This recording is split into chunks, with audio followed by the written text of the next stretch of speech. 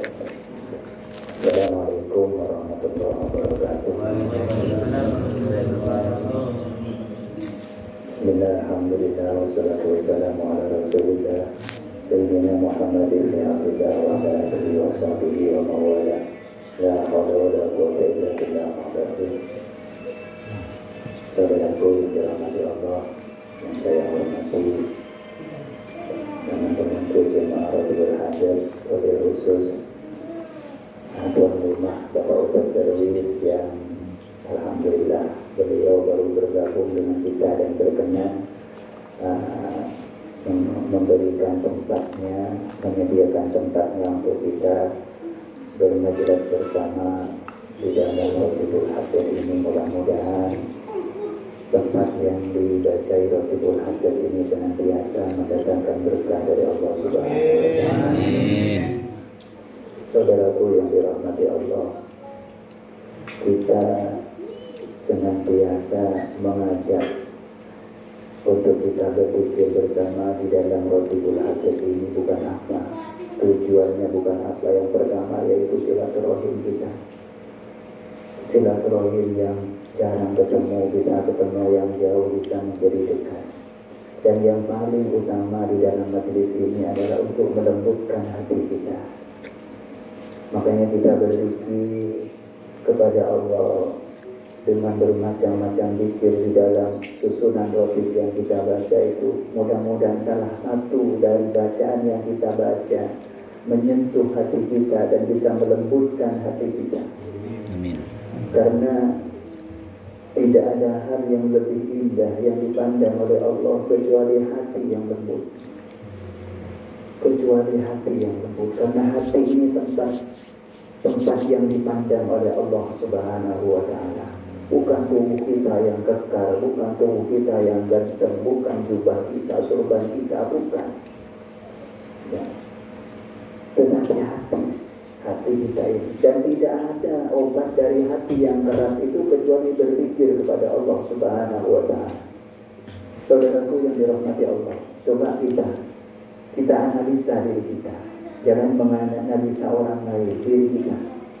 Ciri dari hati yang keras itu kita malas untuk berbuat baik, malas beribadah kepada Allah Subhanahu wa Ta'ala, malas sholat, malas pergi jemaah yasinan seumpama, malas ada pengajian, mau hadir itu malas, ngaji Al-Quran apalagi tidak pernah buka Al-Quran. Ini ciri dari hati kita yang keras, hati kita yang keras. Dan untuk mengobati hati yang keras ini tidak ada lain kecuali berzikir kepada Allah Subhanahu wa Ta'ala. Oh, zikir bersama dengan zikir sendiri apa bedanya? Jelas beda. Zikir sendiri bagus, zikir di rumah sendirian bagus. Tetapi zikir bersama ini, harapan kita kenapa kita berjemaah berzikir ini, mungkin hati saya kotor, mungkin hati saya tidak nyambung. Hati guru kita, hatinya Syekh ini lembut sehingga menyetrum kita. Salah satu di antara jemaah kita ini ada hatinya yang lembut yang dipandang oleh Allah. Saat kita berzikir, maka hati itu akan menyetrum kita sehingga menimbulkan kehusuan di antara kita. Coba kita analisa diri kita. Mungkin kita pernah berzikir maksa, berzikir ingin khusyuk tapi tak mau khusyuk, ingin tenang tapi tak mau tenang, berzikir makin ruwet. Udah zikirnya dah illallah, hatinya makin ruwet. Makin mikirin hutang, makin mikirin yang diomelin istri, makin mikirin yang diomelin tetangga, makin terpikir semuanya. Ini tanda ciri dari hati kita yang rusak, hati kita yang keras. Karena pada intinya berzikir ini untuk menenangkan hati, menenteramkan hati. Dan untuk tenang, tentram itu harus lembut. Hati itu harus lembut. Maka kita asah dengan zikir. Kita asah dengan zikir. Supaya hati kita itu lembut. Dan hati yang lembut itu indah. Indah. Apapun jenis zikir yang dibaca, maka akan timbul usul kepada Allah Subhanahu wa Ta'ala. Nyambungnya itu gimana? Adanya rasa tenang di dalam hatinya. adanya rasa damai, adanya rasa tentram di dalam diri kita. Saat berpikir itu tenang, plong, rasanya nggak ada masalah. Hidup ini nggak ada beban. Ini ciri dari hati yang lembut. Dan tadi ciri dari hati yang lembut yang dipandang oleh Allah itu akan bisa menyetrum diri kita, teman-teman kita yang berjemaah di sini.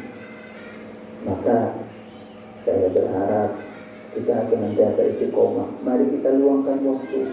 Sesibuk apapun kita ini, kalau urusan dunia ini tidak mungkin tidak sibuk.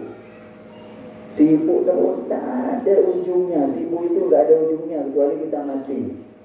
Tidur aja sibuk, kerja, capek, ngurusin ini, ngurusin itu, semuanya sibuk. Dan kalau kita tidak pandai meluangkan waktu kita untuk sejenak kita takarrub kepada Allah, maka urusan kesibukan dunia kita ini tidak akan ada habisnya, sehingga nyawa kita dipanggil oleh Allah Subhanahu wa ta'ala. Dan saat itu sudah terjadi, nyawa kita sudah diambil oleh Allah, maka tinggal penyesalan di dalam diri kita. Karena nanti kalau kita sudah pindah dari dunia ini, alamnya bukan berbuat baik lagi, mempertanggungjawabkan amal perbuatan kita selama kita hidup di dunia ini. Apalagi sekarang ini kita masuk ke dalam bulan Maulid, bulan kelahiran Nabi Agung, bulan kelahiran Nabi kita Muhammad sallallahu alaihi wasallam.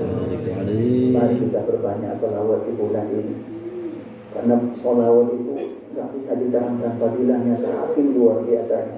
Satu sholawat sampai baca husuk tak husuk, Allah kasih pahala 10 dan Allah gugurkan kejelekan kita 10. Itu bagian dari sedikit fadilahnya sholawat. Dan mari kita niatkan setiap perbuatan seperti ini, niatkan selama bulan Maulid ini kita menghormat kelahiran Nabi Agung Muhammad sallallahu alaihi wasallam. Saya dari tadi pakai serupan ini bukan apa, karena saya ingin menampakkan rasa rindu saya, rasa senang saya tentang bulan Maulid ini. Makanya mari di bulan Maulid ini khususnya kita asah hati kita dengan sholawat, pikir, baca sholawat sebanyak-banyaknya, tak usah dihitung. Sholawat apapun yang kita ketahui, entah itu sholawat yang pendek ataupun sholawat yang panjang, ataupun sholawat yang bisa berfadilah ini, berfadilah itu, terserah. Sholawat apapun yang kita senangi, yang di saat kita membaca ada setrum di dalam hati kita. Karena sholawat itu sangat banyak. Dan jujur kalau saya pribadi, dari sekian banyak sholawat yang saya terima ijazah, itu paling senang karena sholawat mengkotek. Ada yang bilang sholawat Jibril, sholawat yang pendek itu, sallallahu ala Muhammad, sallallahu ala Muhammad, sallallahu ala Muhammad. Itu yang paling saya senang. Karena saat kita bersolawat, Rasulullah hadir di antara kita. Rasulullah itu hadir di antara kita. Saat di dalam susunan Rotib juga ada salawat, kita telah mengundang hadirnya baginda agung Nabi Muhammad sallallahu alaihi wasallam. Saudaraku yang dirahmati Allah, sedikit saya ingatkan, ada 4 hal prioritasnya Rasulullah yang Allah cantumkan di dalam Al-Quran. Kalau kita sebagai umatnya, mari kita 4 ini kita jaga. Kalau kita ingin diakui sebagai umatnya, kata Allah di dalam Al-Quran, "Qul in kuntum tuhibbunallaha fattabi'uni." Katakan Muhammad, jika kamu mengaku cinta kepada Allah, artinya jika kita ini mengaku orang yang cinta kepada Allah, fattabi'uni, maka ikutilah aku, yakni Muhammad sallallahu alaihi wasallam. Jadi amaliyah kita belajar dari guru-guru kita telah mengikuti ajaran Nabi Agung Muhammad sallallahu alaihi wasallam.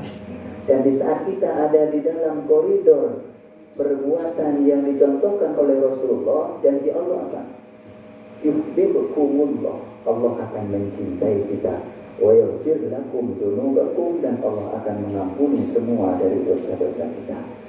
Selama konteks kita, ibadah kita, amal kita itu amal yang diajarkan oleh Rasulullah, maka Allah akan mencintai kita. Maka kemarin dalam pertemuan dua periode pertemuan yang kemarin, saya pernah katakan ada kesalahan yang dicintai oleh Allah, kesalahan yang ada di dalam konteks koridor ketaatan kita kepada Allah Subhanahu wa Ta'ala. Sholat bisa saja salah, tapi yang sholat Allah cinta, walaupun sholat kita mungkin salah, gak khusyuk bisa salah, wiridan lihat tadi bisa saja salah, tapi Allah cinta. Wong kita ada di majelis yang dicintai oleh Rasulullah Muhammad SAW. Ini prioritas yang pertama. Kalau kita mengaku cinta kepada Allah, kita harus mengikuti ajaran Rasulullah Muhammad SAW. Terus yang kedua, ati'ullah wa ati'ur Rasul. Kata Allah, kita ini diperintahkan untuk senantiasa taat kepada Allah dan taat kepada Rasulullah Muhammad SAW. Ini mutlak. Wa ulil amri minkum. Ulil amri ini masih ditafsir, ulil amrinya yang seperti apa yang harus kita ikuti. Ulil amri yang tidak lari dari konteks koridor agama kita. Ini yang kedua. Terus yang ketiga, innallaha wa malaikatahu yusholluna 'alan nabi. Prioritas dari Allah yang diberikan kepada kekasihnya Muhammad, Allah senantiasa bersalawat. Allah bersalawat kepada baginda Nabi Agung Muhammad Sallallahu Alaihi Wasallam. Allah bersalawat itu gimana maksudnya? Allah senantiasa menambah rahmat kepada kekasihnya, senantiasa menambah kasih sayangnya kepada kekasihnya Muhammad Sallallahu Alaihi Wasallam. Wa malaikatahu, dan malaikatnya juga bersalawat. Gimana salawatnya malaikat? Malaikat senantiasa memohonkan ampun kepada Allah tentang Nabi Muhammad SAW. Lah kita, ya ayyuhalladzina amanu, kita, kalau kita mengaku orang yang beriman, kita dianjurkan, walaupun ini bukan perintah wajib tapi perintah, ya, bukan perintah wajib tapi anjuran. Kita diperintahkan oleh Allah untuk senantiasa bersolawat kepada baginda Nabi Agung Muhammad SAW. Jadi yang ketiga, kita diperintahkan oleh Allah untuk senantiasa bersolawat kepada Nabi Muhammad SAW. Yang terakhir, prioritas yang Allah berikan kepada beliau kekasihnya, qul la as'alukum alaihi ajra illal mawaddata fil qurba.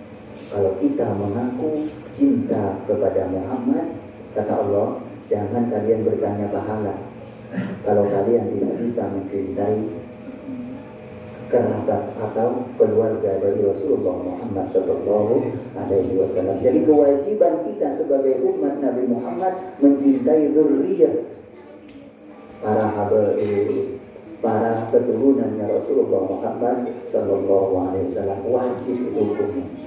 Kalau kita tidak bisa mencintai mereka, maka kata Allah, qul la as'alukum alaihi ajra, jangan bertanya pahala. Tidak ada nilai pahala di dalam ibadah yang kita lakukan kalau kita tidak bisa mencintai Rasulullah dan keluarganya Rasulullah Muhammad Sallallahu Alaihi Wasallam. Mudah-mudahan kita bisa menjaga 4 hal yang diprioritaskan oleh Allah terhadap kekasihnya ini, dan kita diakui sebagai umat Nabi Agung Muhammad Sallallahu Alaihi Wasallam. Hadanallahu wa iyyakum wa nafa'ana minkum. Assalamualaikum warahmatullahi wabarakatuh.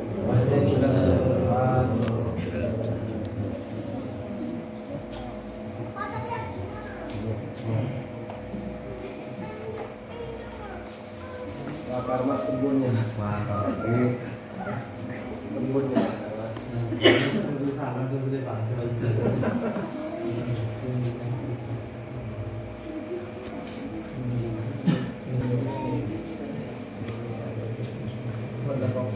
Sudah bukan lagi.